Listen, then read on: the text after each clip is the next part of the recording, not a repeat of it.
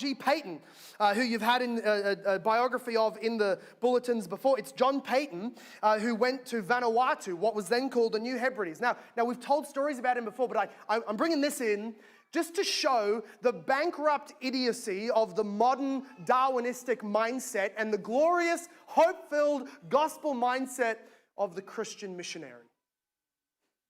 In 1833, Charles Darwin doesn't get a lot of airtime in churches, does he? Old Charles. Charles Darwin, the only time I'll probably mention him. Charles Darwin went into the South Sea and he was looking in Vanuatu for the so-called missing link. You're allowed to be offended by that if your ancestors are from the South Seas, just by the way. This Englishman goes into your homeland looking for the missing link.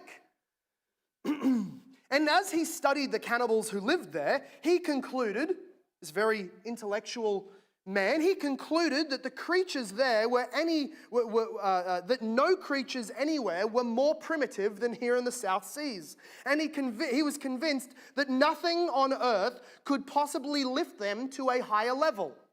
There you go. That's the Darwinistic conclusion. He thought that he had indeed found a link in the evolutionary chain lower than that which he had begun to look for. There you go. This would now fit his theory of evolution.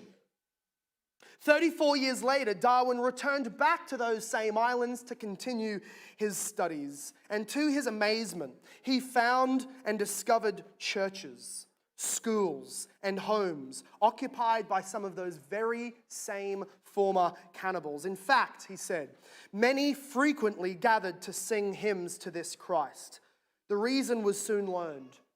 Missionary John G. Payton had been there proclaiming the truths of salvation, and Darwin was so moved by their transformation that he made a generous contribution to the London Missionary Society.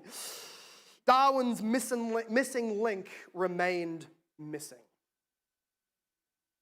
John Payton wrote in his life, "Let me record my immovable conviction that this is the noblest service in which any human being can ever spend himself or be spent. And that if God gave my life to be lived all over again, I would without one quiver of hesitation lay it on the altar of Christ that he might use me and use my life as before in similar ministries of love, especially among those nations that have never heard the name of Jesus. I deeply rejoice when I pray that God would turn my children's heart to the mission fields, and that he may open their way and make it their pride and joy to live and die in carrying Jesus and his gospel to the hearts of the heathen world." Do you see the difference in a materialistic worldview and the worldview shaped by the hope of the gospel of God to mankind? Peace on earth with those to those with whom God is pleased.